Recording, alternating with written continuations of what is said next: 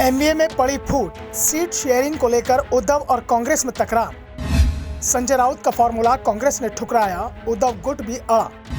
पवार पहले ही कर चुके हैं दावा, सीट शेयरिंग एमवीए में आसान नहीं। कर्नाटक में कांग्रेस ने विपक्षी एकता के नाम पर बड़ा शो किया, तमाम विपक्षी दलों के नेताओं को जोड़ा, लेकिन विपक्षी एकता में फूट की तस्वीर भी दिखाई देने लगी है। और ये तस्वीर महाराष्ट्र से आ रही है, जहां महाविकास अघाड़ी में शामिल दल एक दूसरे पर निशाना साधते हुए दिखाई दे रहे हैं। वैसे बेंगलुरु में तो एमवीए में शामिल सभी दलों के नेता दिखाई दिए और विपक्षी एकता की बात भी कही, लेकिन मुंबई में मामला उल्टा दिखाई दे रहा है। यहाँ आपस में ही भिड़ते हुए दिखाई दे रहे हैं। एनसीपी अध्यक्ष शरद पवार तो एमवीए के अस्तित्व पर ही सवाल उठा चुके हैं। उन्होंने पिछले दिनों कहा था कि आज एमवीए में है, कल होगा या नहीं होगा कहा नहीं जा सकता है, क्योंकि सीट शेयरिंग का मुद्दा सबसे बड़ा है। एमवीए में 3 बड़ी पार्टियां हैं, ऐसे में सीट शेयरिंग का मामला जल्दी नहीं सुलझता तो फिर मुश्किल हो सकती है। और पवार की ये बात सही साबित होते हुए भी दिखाई दे रही है। लोकसभा चुनाव के लिए सीट शेयरिंग का मुद्दा फंसता हुआ दिखाई दे रहा है।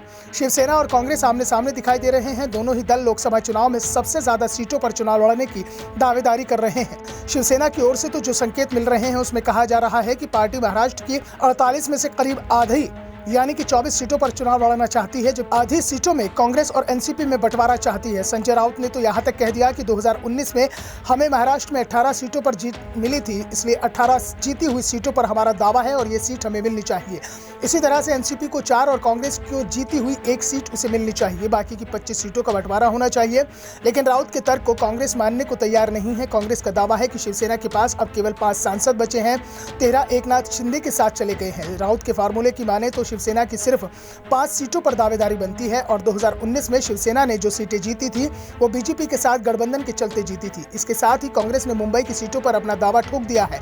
कांग्रेस मुंबई की दक्षिण मध्य सीट पर अपना पास रखना चाहती है। 2019 के चुनाव में शिवसेना राहुल शेवाले इस सीट से सांसद हैं, जो कि अब शिंदे गुट में शामिल हैं। इस सीट पर दलित मतदाताओं की अच्छी खासी संख्या है। 2009 के चुनाव में यहाँ के कांग्रेस के दलित नेता एकनाथ गायकवाड़ ने शिवसेना के दिग्गज नेता मनोहर जोशी को पटखनी दी थी। इसके अलावा मुंबई की दक्षिण मध्य सीट पर कांग्रेस दावा ठोक रही है। रामटेक सीट को लेकर भी आपस में कलह है। सांसद कृपाल तुमाने के शिंदे कैंप में शामिल होने के बाद कांग्रेस ने इस सीट पर भी दावा ठोक दिया है। कांग्रेस की नजर उद्धव गुट के अरविंद सावंत की मुंबई दक्षिण लोकसभा सीट पर भी है। कांग्रेस का तर्क है कि शिवसेना ने 2019 में भाजपा के साथ गठबंधन के कारण ये सीट को जीता था, जबकि ये सीट कांग्रेस का गढ़ है। यहाँ कांग्रेस से इस सीट से अपना दावा कमजोर नहीं पड़ने देगी।